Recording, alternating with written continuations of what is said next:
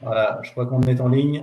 Bonjour à tous, bonjour à tous qui nous ont rejoints et Bonjour. bienvenue sur Bonjour. ce webinaire. Alors, on va démarrer dans quelques instants. On va juste patienter 1 ou 2 minutes que tout le monde se connecte.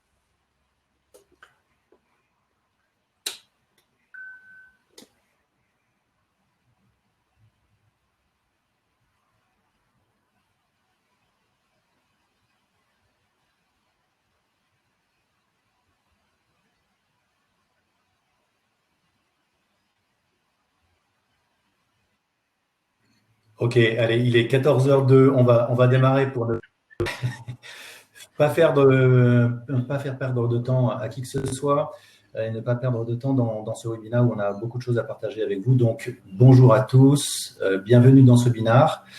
On est vraiment ravis de vous accueillir aujourd'hui, de partager avec vous ce retour d'expérience de camping.com qui, comme beaucoup, a rencontré une période de tension assez extrême ces derniers temps, mais qui a su trouver des réponses. Donc, l'idée, c'est de partager tout ça, ce qui a marché, ce qui a moins marché, donc tous les retours d'expérience. Et on espère que cet échange sera vraiment l'occasion pour vous de progresser dans votre compréhension du sujet et dans vos potentiels projets de mise en place de bots. Je suis Mathieu Sévère, je suis associé de Hello My Bot et puis Head of Sales. Pour ce webinaire, je serai accompagné de Laurent Basset, qui est Managing Partner de Vitamine, de Xavier Fiselier, qui est CEO et cofondateur de Hello My Bot, et puis de Geoffrey Joannet, donc, qui est VP Opération de Camping.com. Merci. Tout le long du webinaire, vous avez la possibilité de poser vos questions. Alors, je précise bien, il y a 2 onglets à droite, un onglet questions, un onglet chat. Donc, c'est bien dans l'onglet questions qu'il faut poser vos questions. N'hésitez pas à poser toutes les questions qui vous passent par la tête parce que c'est comme ça qu'on rendra ce webinaire vraiment interactif. On essaiera d'en passer au fil de l'eau le plus possible ou à la fin du webinaire en fonction de la typologie des questions. Donc, n'hésitez vraiment pas à utiliser cet onglet. L'idée, c'est que ce soit bénéfique et riche pour vous. Alors, comment va se dérouler ce webinaire ? Dans un premier temps, je vais demander à Laurent Vasset de Vitamine de poser le contexte un petit peu de cette crise et les enjeux de la relation client dans ce contexte. Dans la foulée, je vais demander à Xavier de Hello My Bot d'intervenir sur ce que sont devenus les bots aujourd'hui et ce qu'ils permettent aujourd'hui en matière de relation client. Et puis, bon, très très vite, on arrivera à l'intervention de Geoffrey de Camping.com pour qu'il nous fasse part de son retour d'expérience. Alors, Camping.com, c'est la première centrale de réservation online des campings en Europe. Donc, vous imaginez pour l'impact d'une telle crise que l'on a traversée. Donc, son retour sera, je pense, enrichissant pour nous tous. Voilà, donc, Laurent, démarrons sans plus attendre. Vitamine, c'est un cabinet de conseil spécialisé dans la relation client. Alors aujourd'hui, c'est quoi ton analyse sur cette crise et surtout l'impact qu'elle a en matière de relation client ? Merci Xavier. Effectivement, c'est Mathieu. Mathieu, je vais regarder Xavier en même temps. Effectivement, ce webinaire porte sur les bots. Et les bots, je pense qu'on en conviendra tous, c'est avant tout une question d'expérience client et d'efficacité opérationnelle. C'est un peu la finalité de la chose. Et Vitamine, c'est justement de l'expérience cumulée, on estime à valeur ajoutée, pour vous aider en fait à tendre vers un service d'excellence. Et tout l'enjeu finalement, et on le voit nous typiquement tous les jours, c'est la différence entre la réalité qui est produite par la marque. À côté de ça, on a d'ailleurs la réalité qui est perçue par le client lui-même, par rapport au design qui a été pensé par la marque, dont on va offrir ce type de service, versus les attentes du client. Et tout l'enjeu consiste à ce que ces courbes soient parfaitement alignées, ce qui n'est bien entendu pas toujours le cas, heureusement, pour tous, c'est-à-dire Hello MyBot et nous-mêmes. Notre credo, c'est que la bonne recette sous-jacente, c'est un bon mix. Donc, vous avez globalement les écrans, les ingrédients à l'écran. Et bien sûr, il faut les affiner en fonction de la marque, des métiers, des use cases. Mais globalement, la clé absolue, c'est l'expérience conversationnelle. Là aussi, on en conviendra tous. Et notre marque de fabrique et savoir-faire chez Vitamine, c'est justement d'assister les marques à obtenir ce résultat attendu avec le dosage pertinent, qui n'est pas forcément du coup le même d'une situation à l'autre. Et ce savoir-faire, on a la chance de l'avoir construit, accumulé depuis près de 20 ans avec de nombreux retours d'expérience. Et tout aussi heureux d'ailleurs de servir presque 30% de CAC 40 aujourd'hui. Alors cette expérience, on l'a enrichie avec cette crise inédite. Une gestion de crise, c'est globalement, on en connaît tous, vous tous, Marc, vous les connaissez. Pour ça, il y a des PCA, il y a des PCI, il y a des procédures qu'on applique. Mais globalement, mais si c'est plutôt bien calé. Mais là, c'est vraiment inédit. Pourquoi c'est inédit? Parce que globalement, on a déterminé trois phénomènes qui sont purement conjoncturels pour le coup. D'abord, on parle souvent de vagues dans les centres de contact. Mais là, on a dépassé le stade de la vague. Alors peut-être que l'image de tsunami n'est pas idéale, mais c'est vraiment ça. C'est-à-dire que on a le mode nominal, la vague et le tsunami qui déborde tout qui fait exploser les process et tout ce qu'on avait prévu, notamment quelquefois même dans les PCA. Et en particulier pour cette crise, ça a dépassé aussi au regard des capacités de traitement disponibles parce que c'est rajouté cette notion de télétravail, quelquefois même de chômage partiel. Autre phénomène qu'on a constaté aussi chez les clients, c'est que alors même qu'on a des PCA, etc. pour des crises, on s'est aperçu qu'il y avait un certain nombre d'outils de gestion de centres d'appel au sens canal de téléphone qui n'étaient pas capables de fonctionner dès lors que les conseillers étaient, de façon donc inhabituelle, en télétravail. Autant le home office est prévu pour un certain pourcentage, autant, on va dire globalement, un centre de contact 100% en télétravail, ça a été une vraie surprise et des outils ne le permettaient pas. Et donc ne permettait potentiellement que de créer, typiquement, de générer des réponses à des emails, mais pas à des appels. Donc il a fallu, à un moment donné, concevoir une réponse pour ce flot d'appels qu'on n'était finalement pas capable de traiter. On a une problématique aussi de flux, puisque globalement, c'était inédit. On n'a donc pas forcément toutes les bonnes réponses déjà écrites, et avec deux facteurs encore supplémentaires. D'une part, parce que sur le plan sanitaire, ce virus est inédit lui-même, c'est-à-dire que son comportement, les personnes qui touchent, la façon dont ça va évoluer, deuxième vague ou pas, les rebonds, les clusters, ça crée du quotidien quasiment que vous avez tous suivi à la télé. Et puis parce qu'on avait aussi un discours aligné de la même manière côté autorité, gouvernement et autres, avec des paliers de communication qui fait que tout le monde était globalement bouche bée et en attente de ces fameuses communications pour voir si on allait enclencher ou pas une nouvelle sous-phase derrière. Et donc, typiquement, pour des marques, comment je communique par rapport à ce qui vient d'être communiqué, même si, dans certains cas, on essayait d'imaginer quelques réponses préfaites en fonction de directives qui étaient attendues. Et puis, toutes les marques, et c'est le cas typiquement de Geoffrey qui l'expliquera tout à l'heure, ont par nature envie de faire du care, d'accompagner, de rassurer encore plus en ces périodes sanitaires leurs propres clients. Mais à un moment donné, par rapport à ces flux, il y a aussi, dès lors qu'on commence à voir la sortie de tunnel, une véritable considération économique, un effet de bord qu'il a fallu tenir compte.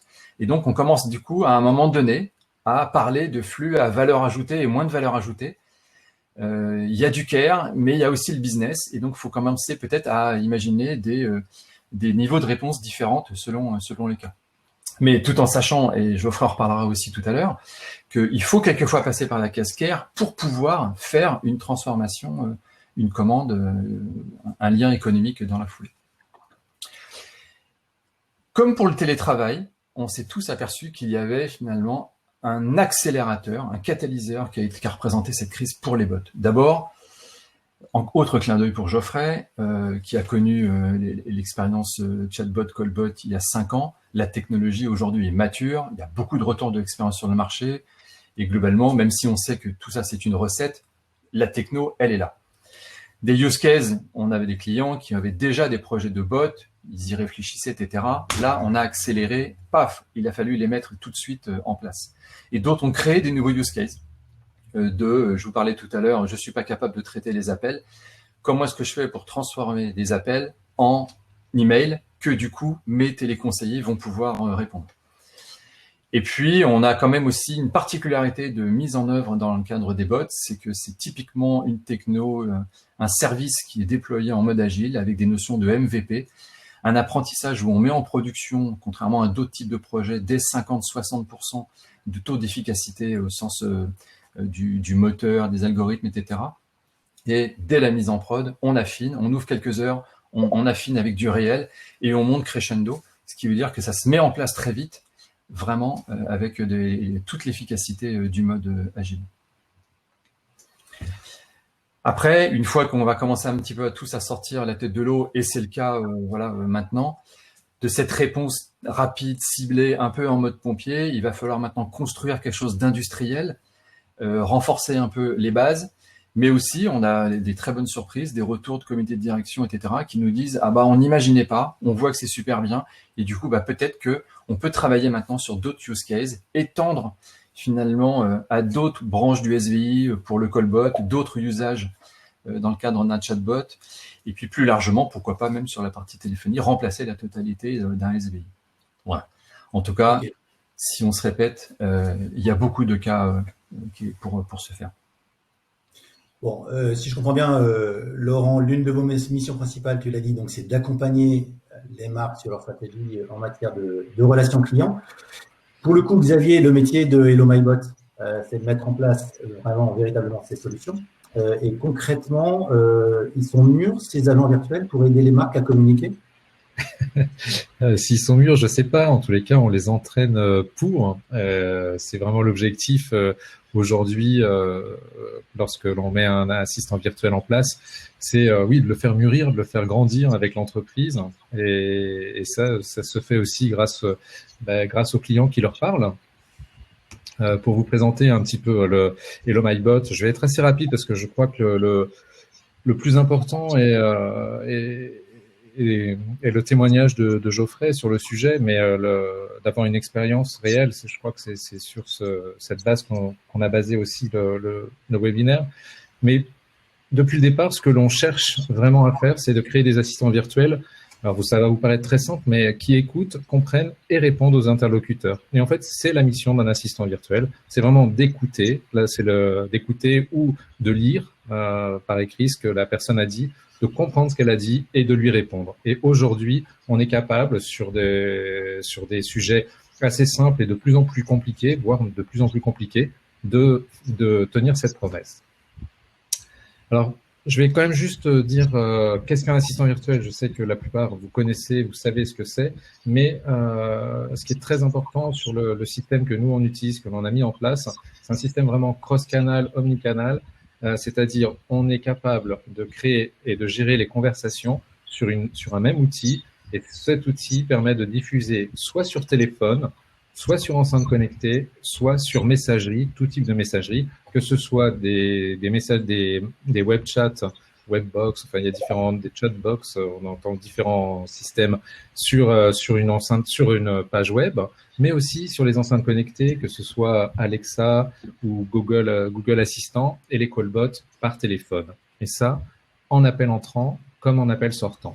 Mais le gros intérêt aussi, c'est de pouvoir passer d'un canal à l'autre, c'est-à-dire de commencer la conversation, par exemple, soit sur une enceinte connectée, soit par téléphone, par oral, et puis de recevoir un SMS sur son téléphone, de continuer la conversation, la même que l'on a commencé par téléphone, la continuer par SMS, et puis par SMS envoyer un lien profond qui va vous emmener sur une web page où on va continuer la conversation aussi.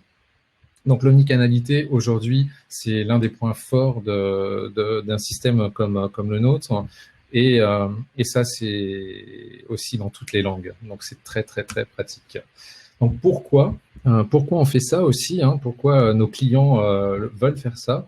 Eh bien, en fait, la raison est très simple, c'est de ne plus jamais laisser seuls les clients, de pouvoir parler avec eux, de leur répondre, où qu'ils soient et quand ils en ont besoin. C'est-à-dire 24 heures sur 24, 365 jours. Ça peut être dans la voiture, ça peut être chez soi. C'est pour ça que les différents supports sont vraiment importants.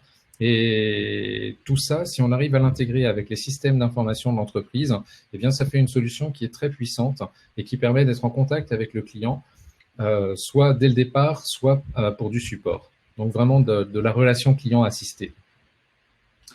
Et voilà, qu'est-ce qu'ils font? Donc ça, je voulais absolument insister dessus parce qu'ils ne font pas que du support, ils génèrent aussi des prospects.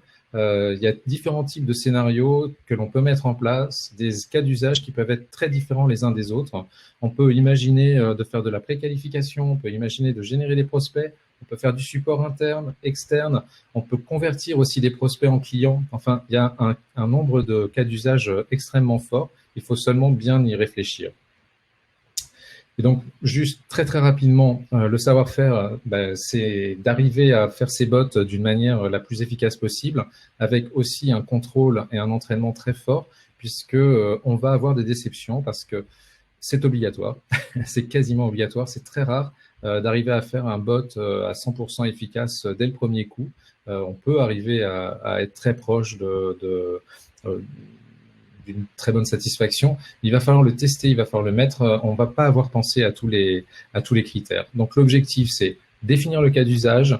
Ensuite, on passe à une deuxième phase vraiment de création, de design conversationnel, et afin de trouver le meilleur scénario possible pour faire ce bot. Et ensuite, le connecter et l'intégrer à tous les systèmes dont on a besoin. Donc les systèmes d'information de l'entreprise, mais aussi le CRM, les systèmes de ticketing. Nous, par exemple, on travaille beaucoup avec Zendesk qui nous accélère depuis déjà depuis plus d'un an et qui vraiment nous a permis d'augmenter aussi en maturité sur le sujet. Et ensuite, on le lance petit à petit. C'est très important. Et au fur et à mesure du lancement, eh bien souvent, le bot augmente ses capacités parce qu'on va développer un autre axe de communication avec les clients grâce au bot. Alors Xavier, ce petit slide que tu vas présenter très rapidement, oui. On a deux questions et je pense que c'est peut-être le moment d'y répondre. Deux questions de Wang sur, premièrement, la première sur les voice bots. Pour toi, le voice bot, c'est quoi? C'est une continuité vis-à-vis du callbot et du chatbot?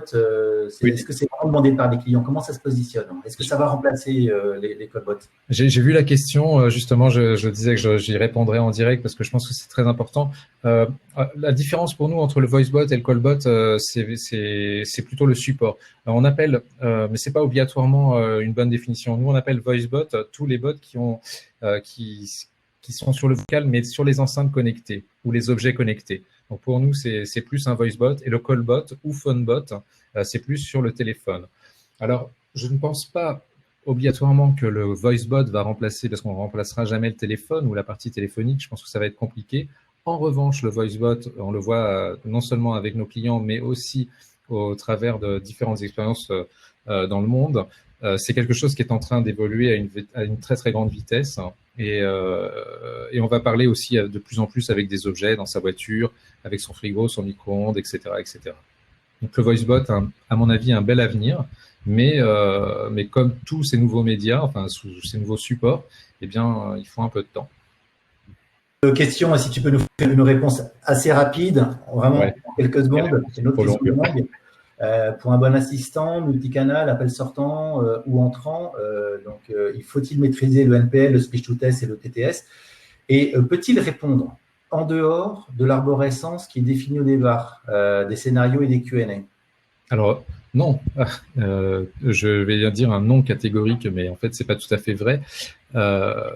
C'est vraiment le système du bot, c'est ça. C'est-à-dire qu'on va essayer d'imaginer tout ce à quoi il doit répondre. Et évidemment, on va se tromper parce qu'il y a des fois où la question, il y a deux possibilités. Soit la question n'est pas comprise par le bot, mais l'intention avait été réalisée.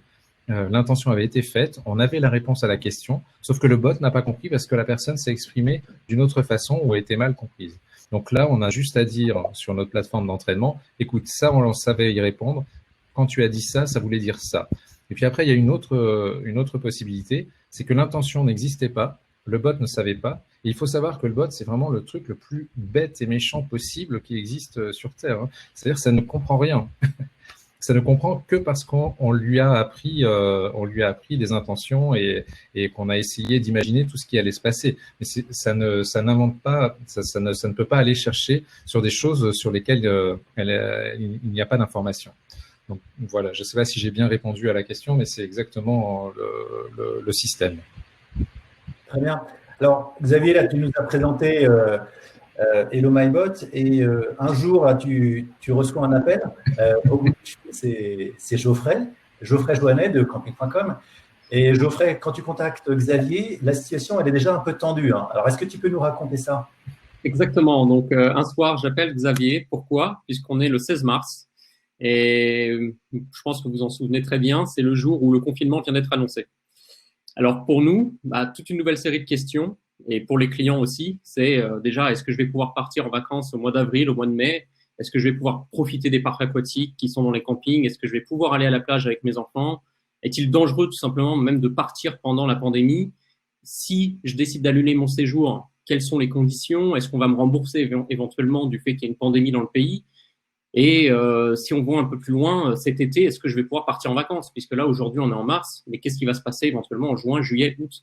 Donc tout ça, c'était une série de questions qui se sont posées en quelques secondes pendant le discours d'Emmanuel Macron. Et nous, quelques heures plus tard, eh bien, ça a été bien évidemment, pour reprendre le terme de Laurent, un tsunami, littéralement. Alors, un tsunami à la fois en interne, avec toutes les questions que nous-mêmes on se posait dans la direction, mais également donc celles des clients.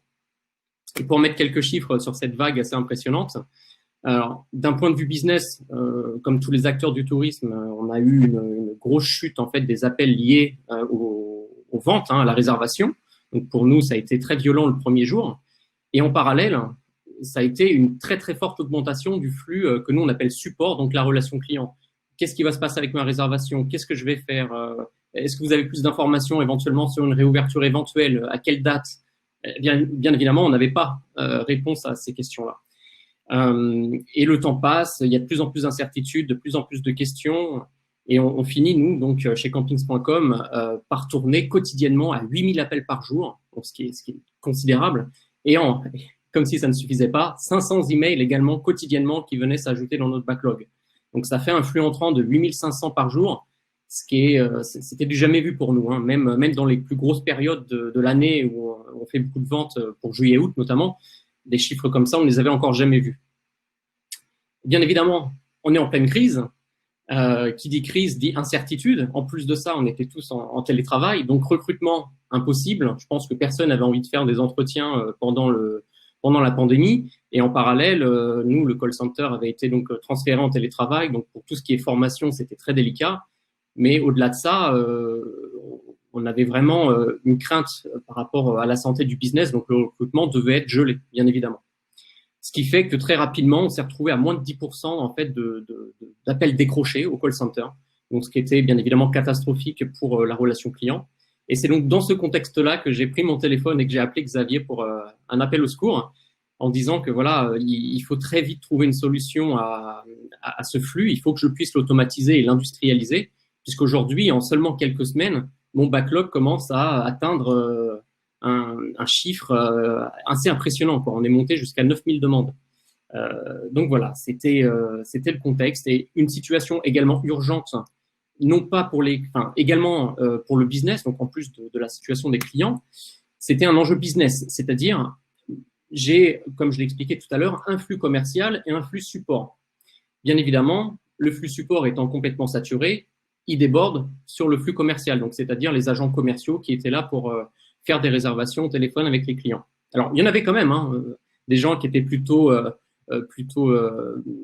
on va dire, ambitieux sur l'avenir avec la réservation de vacances pour l'été. Donc, ils cherchaient quand même à nous appeler, mais malheureusement, ils étaient, entre guillemets, bloqués par le flux service client qui, lui, prenait des proportions absolument démesurées. Et on s'est très vite rendu compte, en parlant à nos commerciaux, que 2 appels sur 3, en fait, concernaient des demandes d'annulation, des demandes d'information, des demandes de remboursement, des craintes, des peurs. Et tout ça venait donc bloquer le flux entrant donc commercial, qui lui est en fait le cœur du business. C'est celui qui nous fait vivre. Et malheureusement, il était fortement impacté par ce tsunami. Alors, ce qu'il faut savoir, c'est que si cette situation ne change pas au moment de la reprise, ça peut être dramatique pour le business. Pourquoi ? Puisque nous, aujourd'hui, le flux commercial représente 30% du CA global. C'est-à-dire tous les appels commerciaux qui passent par le call center représentent 30% du chiffre d'affaires. Mais donc, comment tu expliques, Geoffrey, là, que ça représente 30% des réservations, enfin de ton chiffre d'affaires ? En fait, il y a plusieurs choses. Alors, il y a une multitude de produits disponibles sur notre site, beaucoup de régions, beaucoup de campings. Dans chacun de ces campings, il y a plusieurs types de logements. Alors, pour un expert du camping, ça peut paraître plutôt limpide. Pour quelqu'un qui découvre un petit peu ce type d'hébergement, c'est peut-être un peu plus compliqué. Quelle est la différence entre un chalet et un mobil-home ? Qu'est-ce que c'est vraiment qu'un parc aquatique ? C'est une grande piscine ou c'est vraiment un parc vraiment, c'est beaucoup de questions en fait qui peuvent se poser pour les clients, et tout simplement les vacances, on n'en a pas souvent dans l'année, on n'a pas envie de les louper. Ça serait dommage de se faire embêter par madame tout l'été puisqu'on a réservé quelque chose de trop petit par rapport au nombre d'enfants. Voilà, donc l'idée, c'est aussi de pouvoir décrocher le téléphone, demander conseil à des conseillers clientèle qui font ça depuis des années pour vraiment faire le bon choix et se faire accompagner dans la réservation.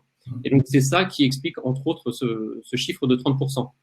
Et donc, encore une fois, l'urgence de la situation pour ne pas impacter le business le jour où ça reprend. Si mes lignes commerciales sont bloquées, il y aura un très gros problème. Et c'est là, donc, durant l'échange avec Xavier, qu'on a évoqué donc, la création d'un assistant virtuel pour venir automatiser une partie du flux. Alors, je ferai juste une petite question. Quand on a préparé le séminaire, tu me disais que tu avais eu une expérience par le passé qui n'avait pas été vraiment excellente avec les bots. En plus, la situation, elle est quand même extrêmement tendue. Tout le monde navigue à vue. Pour vous, on sait que ça a un impact, c'est votre saison qui est en jeu. C'est quand même, dans ce contexte-là, c'est un choix très risqué de se lancer vers un assistant virtuel. Alors, je suis d'accord. Ça a été déjà, il y avait la situation d'urgence qui a fait qu'on devait prendre des décisions en oubliant parfois certains préjugés, dont le mien, qui était, comme tu le disais, donc une mauvaise expérience avec un bot que j'avais été amené à développer dans le passé, donc il y a quelques années, où malheureusement, je n'avais pas réussi à atteindre les niveaux de self-service que j'avais anticipé avec cet outil. Bien évidemment, le contexte était différent. Aujourd'hui, la technologie a beaucoup évolué, comme le soulignait Laurent. Mais voilà, moi, j'avais encore cet a priori. C'était un bot qui m'avait coûté une certaine somme et je n'avais pas pu vraiment automatiser ma relation client avec, du moins pas comme je l'avais prévu. Tu venais un peu à reculons quand même, hein, tu peux le dire. Oui, clairement. Des peurs, entre guillemets. Hein. Clairement, en fait, j'étais pas 100% convaincu, mais je voulais quand même un peu me replonger dans le bain avec notamment les nouvelles opportunités qu'a offert la technologie et son évolution ces dernières années. Mais voilà, j'étais pas forcément spécialement convaincu, mais d'un point de vue automatisation, je voyais pas non plus d'autres alternatives. Donc, dans l'échange avec Xavier, je lui ai donc précisé le contexte, que déjà, j'avais un business en crise, je ne pouvais pas me permettre de sortir de gros budgets et je ne peux pas non plus recruter. Donc, ma question, c'est est-ce qu'on ne pourrait pas créer un petit bot, mais sous condition, puisqu'encore une fois, j'étais plutôt détracteur des bots. Donc, mes conditions, il y en avait beaucoup. Hein. Je suis désolé Xavier encore. Mais dans ces conditions, il y avait donc comment je peux vraiment rassurer les clients avec un bot, comment je peux les faire patienter, puisque bien évidemment, les annonces du gouvernement arrivaient au compte-gouttes et parfois, plus il y avait d'annonces, moins on y comprenait, enfin moins on arrivait à comprendre à quoi demain pouvait ressembler. Je voulais également donc limiter mon flux téléphone et email. Si possible, augmenter ma satisfaction client, puisque je ne pouvais pas laisser des clients dans l'attente pendant aussi longtemps, et surtout maîtriser mon budget. Donc ça, c'était un peu le contexte que j'ai proposé à Xavier. Alors, notre vision, donc suite aux premiers échanges avec Xavier, c'était vraiment comment faire adopter le bot. Puisque mon expérience passée avait justement prouvé que le bot n'était pas forcément simple à faire adopter par une population, surtout aujourd'hui dans une période de crise, pour reprendre ta question Mathieu. Est-ce que vraiment des clients vont se connecter à un bot alors qu'ils sont en panique sur leurs vacances, qui sont terrorisés de certaines annonces qu'on peut entendre à la télévision tous les jours? Est-ce que vraiment un bot va pouvoir rassurer? Donc, notre stratégie a été d'essayer de trouver une solution, des scénarios qui limitent la frustration et qui surtout évitent l'abandon dans le bot. C'est-à-dire, une fois que certaines questions sont posées, que le client n'abandonne pas la conversation puisque ça va pas dans sa direction, le bot ne comprend pas, c'est pas rassurant. Donc voilà, c'était vraiment la stratégie à mettre en place. Donc pour résumer en quelques mots, on avait vraiment voulu faire en sorte que le bot demande au client quoi faire et non pas avoir un bot qui impose des options. Et pour nous, ça a fait toute la différence. Pourquoi? Puisqu'en fait, ça donnait une meilleure vision du bot, un meilleur niveau de service et surtout le client restait maître de ses décisions. Le client décidait intégralement dans le parcours de qu'est-ce qu'il fallait faire avec sa réservation. Donc c'était voilà cette stratégie qu'on a souhaité développer. Alors, une petite question, Geoffrey, là sur ce point-là, c'est quand vous démarrez le bot, vous n'avez aucune expérience dans le domaine chez camping.com, et puis on est sur un cas ultra particulier en situation de crise. Donc, comment est-ce que vous avez fait pour trouver les bonnes questions? Parce que pour identifier les questions que vous alliez traiter dans le bot et celles que vous aviez laissées dans le canal traditionnel. Alors, très bon point.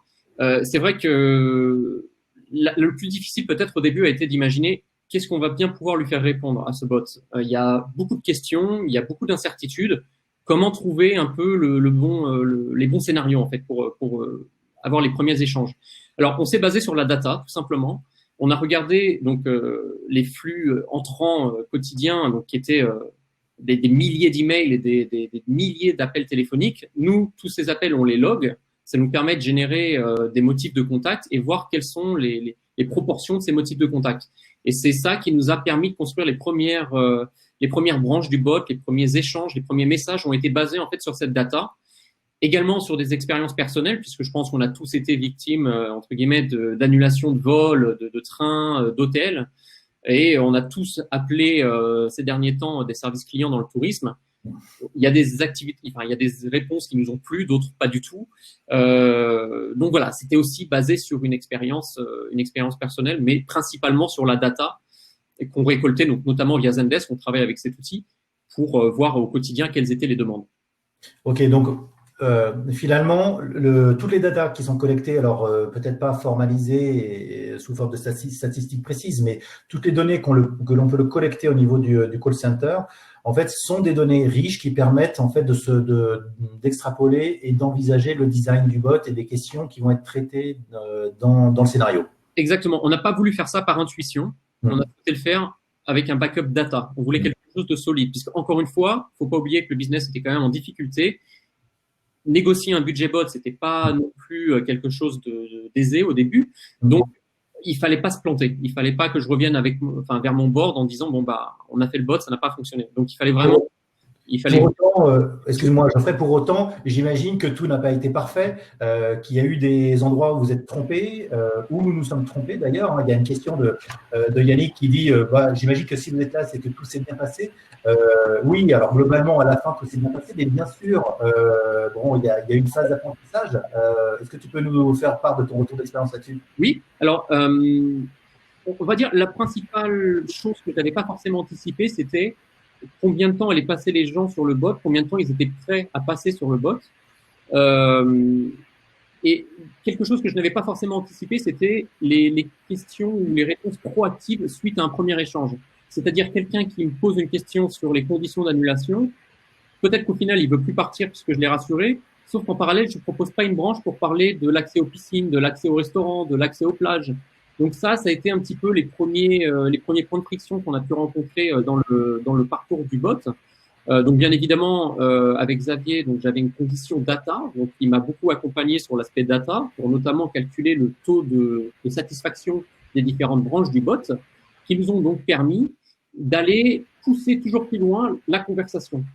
Quelqu'un qui me demande si les plages sont accessibles, je vais proactivement lui dire, et peut-être que tu serais intéressé par les conditions d'accès au club enfant, si tu viens avec des enfants, ou est-ce que tu pourras aller à la plage de façon libre une fois que tout ça sera fini, ou quelles sont les conditions pour prendre une assurance éventuellement, si tu as encore quelques craintes.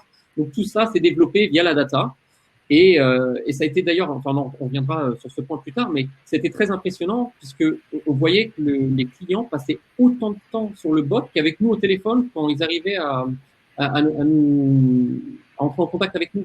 Alors ça a été très impressionnant. Et Geoffrey, je pense que tu peux aussi ajouter, enfin, tu as une super idée où on a vraiment mis plein de petits éléments pour bien tout contrôler aussi. Donc, enfin, je pense que tu en parles quand tu en parles après. Mais ce qui est clair, c'est que c'était pas facile dès le départ, hein, et tout n'a pas été rose. Nous aussi, on a entre guillemets fait des bêtises, si on peut dire, tout au long du développement. On a essayé de les réduire au maximum. Ça, c'était plus un problème de réactivité parce que c'est difficile de tout contrôler dès le départ. Alors, je suis pas sûr qu'on puisse employer le terme bêtise. Je dirais tout simplement qu'on avançait avec une situation incertaine. Je pense que c'est des réflexes qu'on pouvait pas avoir à l'avance dans le sens où c'était vraiment inédit. Donc, pour reprendre une des entre guillemets bêtises, c'était par exemple de construire des branches dans le bot qui soient trop solides, trop rigides. Et le jour où il faut les changer parce qu'il y a le gouvernement qui nous annonce quelque chose de complètement inédit, il faut pas non plus être prisonnier des parcours qu'on a déjà préprogrammés pour le bot. Donc ça, en fait, la première bêtise, ça peut être ça justement, c'est de.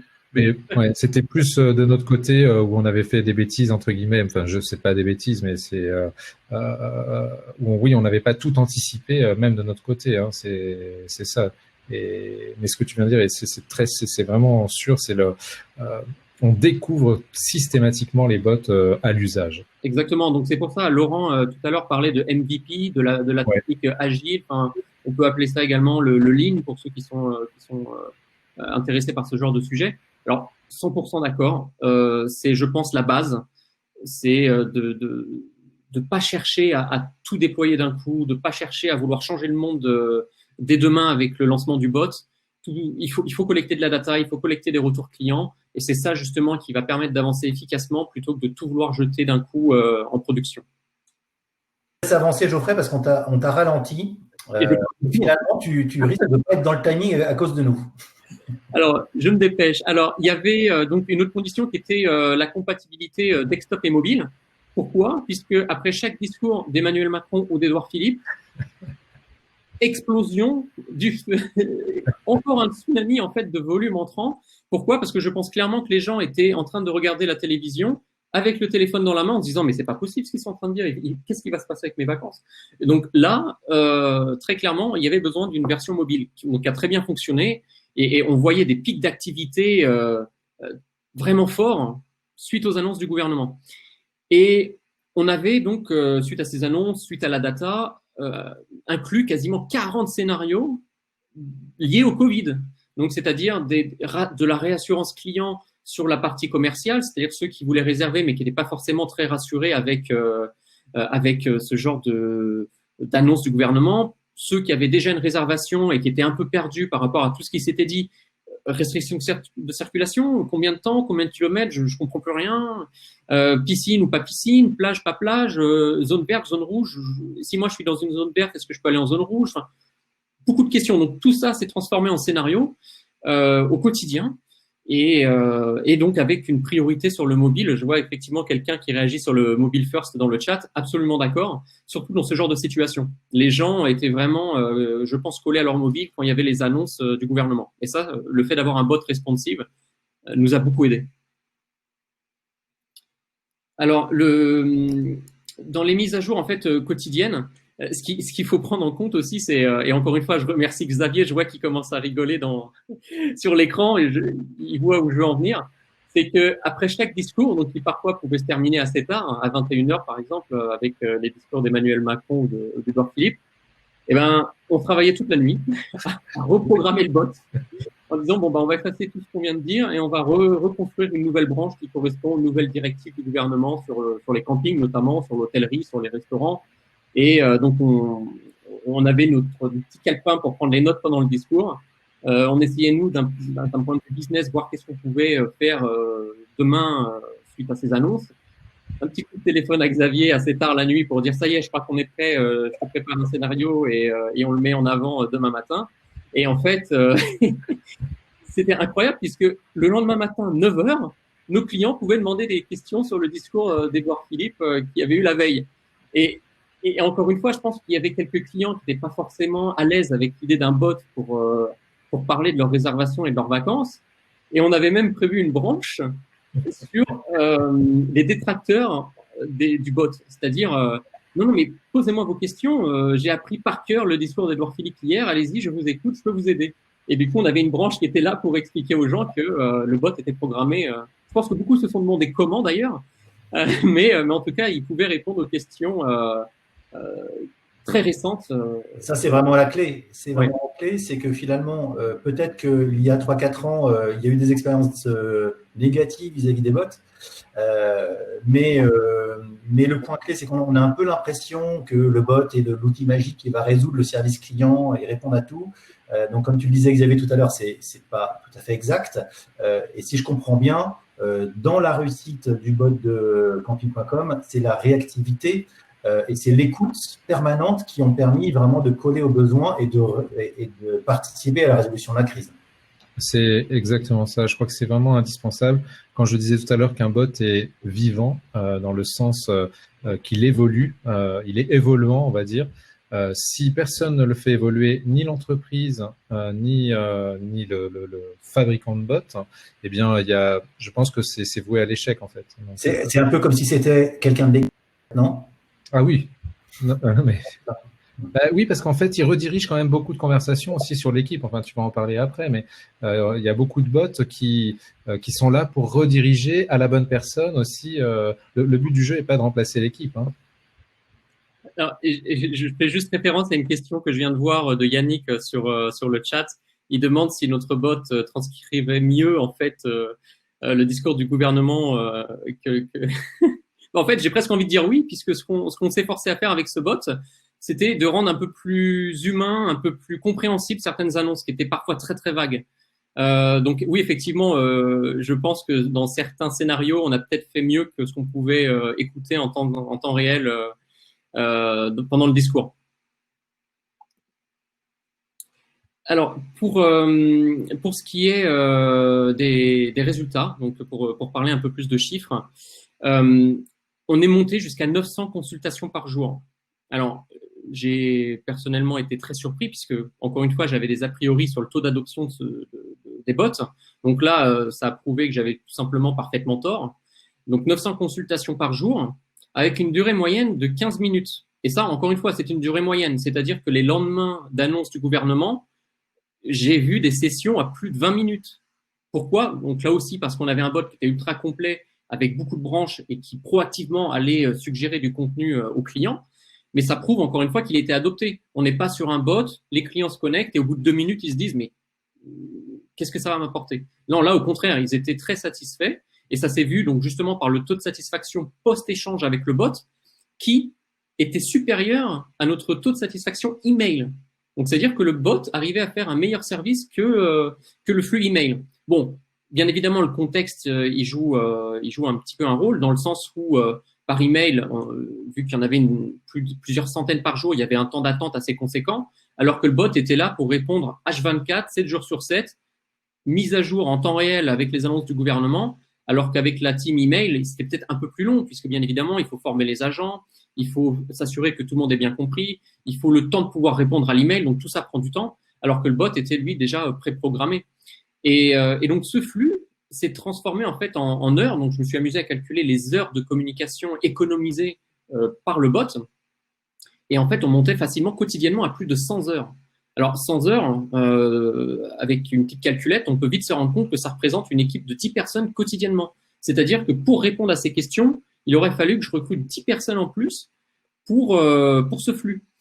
Mais bien évidemment, on ne pouvait pas pour les raisons que j'ai mentionnées tout à l'heure. C'était juste pas envisageable. Donc, pour résumer simplement, adoption parfaite, satisfaction client exceptionnelle Et ça, malgré un contexte qui est quand même vraiment sensible, puisqu'on est en train de dire à des gens que malheureusement leurs séjours ont été annulés, que les frontières en Espagne ont été fermées, que malheureusement on va peut-être falloir penser à rester en France, qu'on n'est pas encore très certain de l'accès aux plages. Et malgré tout ça, le fait que la réponse soit instantanée et à jour, on a eu une satisfaction client qui a augmenté. Alors, juste sur ce point-là, justement, question de Bruno, c'est comment tu as fait pour évaluer cette satisfaction? Alors, en fait, on avait une satisfaction globale avec combien de personnes entrent, combien de personnes votent, et parmi ces votants, combien on dit je suis satisfaite du bot ou non, j'ai un problème avec le bot. Donc, en fait, à la fin de la conversation, il y a des petits smileys qui s'affichent en disant voilà comment noteriez-vous l'échange qu'on vient d'avoir, est-ce que j'ai pu vous apporter une solution? Et là, les clients pouvaient donc noter avec un smiley mécontent, un smiley un peu moyen et un smiley super content. Et ça nous permettait donc de calculer donc ce qu'on appelle la CSAT, la satisfaction client post-contact. Et donc c'est comme ça qu'on mesurait la satisfaction du bot. Et cette satisfaction-là était calculée par branche. Pourquoi? Puisque ce KPI nous permettait de faire évoluer les branches en fonction des résultats. Si une des branches avait une mauvaise satisfaction client, on allait voir comment la retravailler pour qu'elles soient un peu plus compréhensibles, un peu plus courtes ou un peu plus détaillées. Geoffrey, là, si tu as un instant. Ça, c'est donc vis-à-vis des clients. Customer first, ça, c'est effectivement le point clé. Mais en interne, comment est-ce qu'il a été appréhendé et adopté ce bot? Alors, je pense qu'il y a deux groupes. Le premier groupe, ça pouvait être quelques craintes par rapport à nos conseillers clientèle, puisque c'est vrai que, surtout dans la période actuelle, quand on parle d'automatisation, d'industrialisation des flux, on peut avoir une crainte côté agent. Mais est-ce que ce bot va pas me remplacer demain? Alors, pour répondre à leur question, en fait, non. Pourquoi? Parce que déjà, je pense que ça vient en complément d'une équipe pour certains sujets. Ça vient également les assister, et je pense très fort à mon équipe commerciale qui était complètement saturée par le flux du service client. Donc là, l'équipe commerciale, elle était très heureuse justement de l'arrivée du bot. Et les conseillers clientèle aussi, puisqu'au final, ça leur permettait de respirer un peu pour avoir un peu moins de volume, tout simplement. Donc c'était quelque chose de pratique et d'utile pour chacun d'entre nous. Il y a eu peut-être un petit peu de détraction au début d'un point de vue marketing. C'était, est-ce qu'il n'est pas dangereux, est-ce qu'il n'est pas un peu osé d'afficher un bot Covid, donc qui est peut-être un peu négatif, sur les pages de contenu du site? Alors, au début, c'est vrai qu'on avait placé le bot de façon un peu timide sur le header du site en se disant, bon, les gens vont cliquer là, on espère que ça va pas trop les déranger. Et c'est quand on a commencé à voir qu'il y avait énormément de clics, en fait, sur ce lien, beaucoup d'échanges et des heures de communication au quotidien, le tout avec une bonne satisfaction client, on a décidé donc de le mettre un peu plus en avant avec donc un petit avatar sur le bas du site qui dit bonjour, je suis un assistant virtuel, je suis là pour répondre à toutes vos questions liées au Covid. Et donc c'est vrai que faire cette démarche en fait a été un peu difficile au début puisqu'on avait vraiment peur qu'il y ait un impact négatif sur le taux de conversion. Et au final, je pense qu'on a non pas impacté le taux de conversion, mais on l'a éventuellement, je pense, amélioré dans le sens où on pouvait répondre en direct à des vacanciers qui prévoyaient de partir en vacances, mais qui avaient peut-être des craintes sur les piscines, sur les restaurants, sur les conditions d'annulation. Et le bot les a assistés dans leur parcours d'achat. Et c'est d'ailleurs pour ça qu'on a décidé de le transformer en callbot. Alors, pour reprendre un petit peu le vocabulaire de Xavier tout à l'heure, pourquoi? Parce qu'en fait, on avait pu offrir une assistance aux clients qui passaient par ce bot, mais il y en a quand même beaucoup qui ne passaient pas, soit parce qu'ils ne le voyaient pas, soit parce qu'ils se sont dit les bots c'est pas fait pour moi, ou alors il est trop bête, il va même pas savoir répondre aux questions par rapport au discours d'Edouard Philippe. Donc malheureusement, c'est vrai que beaucoup de clients passaient à côté de ce bot. Donc le fait de le transformer en callbot, c'est-à-dire l'intégrer dans le SVI, nous permet d'offrir son service à beaucoup plus de monde et également de soulager les lignes, puisque là, bien évidemment, je n'ai aujourd'hui pas les capacités à répondre à 8000 appels par jour. L'idée avec ce bot, c'est d'avoir plus de ressources, plus d'informations à apporter aux clients.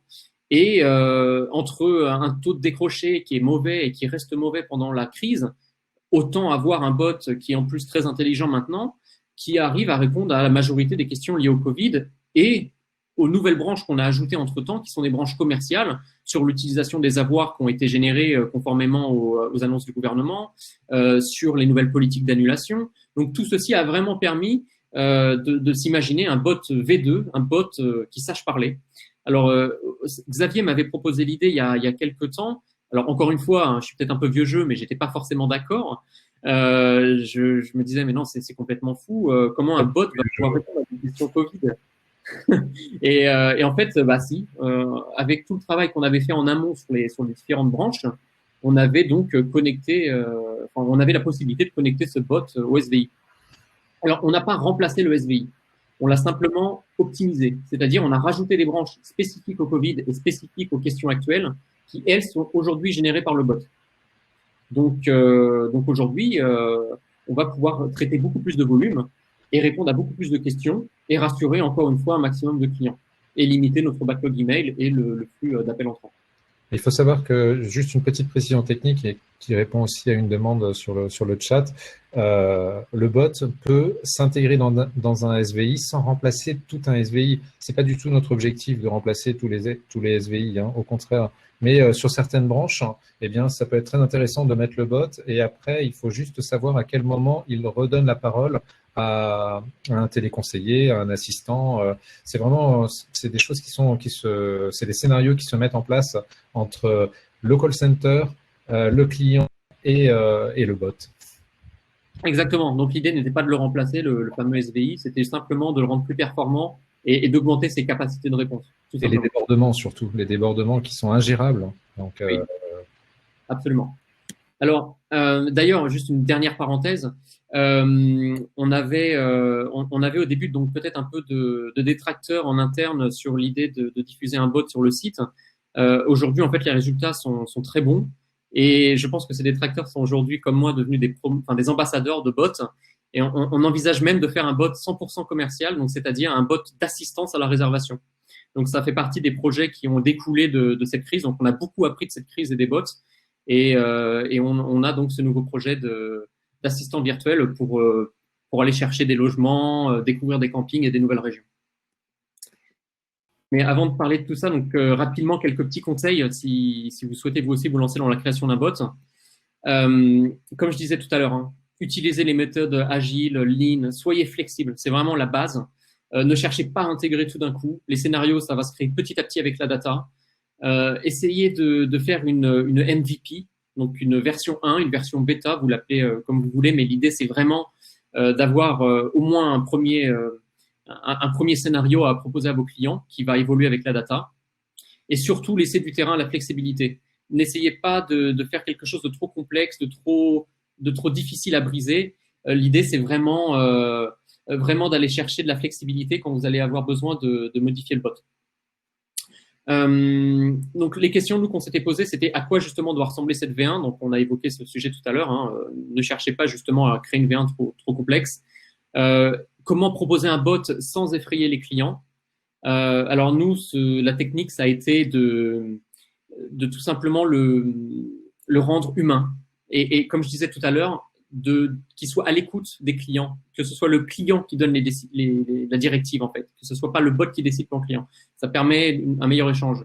Et surtout, pour le faire, pour faciliter son taux d'adoption, on avait choisi de placer à des emplacements stratégiques du site, c'est-à-dire sur les pages produits, sur les pages de recherche et sur la home page. Donc justement pour qu'il y ait un taux de self-service qui soit augmenté. Quand tu dis c'est pas le bot qui décide pour le client, c'est le client qui décide. Qu'est-ce que tu entends par là? Alors tout simplement, j'avais pas envie d'avoir un bot qui dise ah tu pars en Espagne, ta réservation est annulée, voici la démarche. Je voulais plutôt un bot beaucoup plus conversationnel qui puisse expliquer ok donc ta réservation c'est en France, à l'étranger, ok à l'étranger, Espagne, quelle date? Ah ok c'est en juin, alors navré mais par contre les frontières sont fermées. On va certainement devoir annuler la réservation. Alors, qu'est-ce que tu souhaites faire? Est-ce que tu souhaites donc profiter de ton avoir et pouvoir réserver quelque chose d'autre en France? Ou est-ce que peut-être tu souhaites parler à un conseiller pour pouvoir obtenir un devis sur d'autres régions, ou tout simplement attendre, peut-être tout simplement attendre que les frontières réouvrent et on met ta réservation de côté. Donc, c'est ça que j'entends par laisser le choix au client.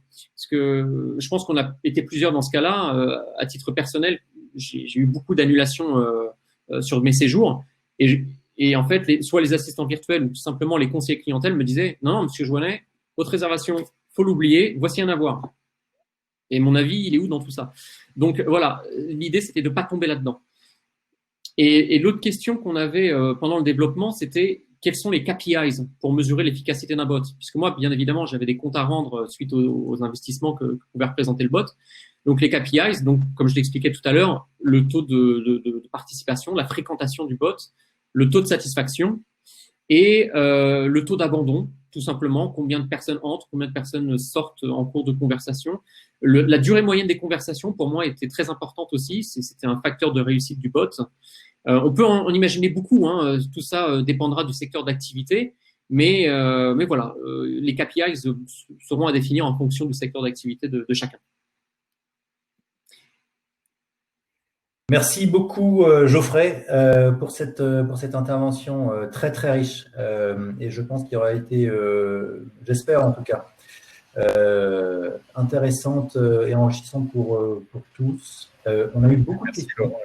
Alors, je vous propose peut-être Xavier et Laurent qui avaient peut-être suivi plus en détail les questions. Si vous avez, il nous reste très peu de temps et on a déjà dépassé le temps initial, mais je pense que ça pourra intéresser quand même quelques personnes qui peuvent rester, que l'on traite quelques questions. Alors, Xavier, Laurent ou Geoffrey d'ailleurs, si vous pouvez traiter les questions qui vous semblent les plus pertinentes, voilà, c'est à vous.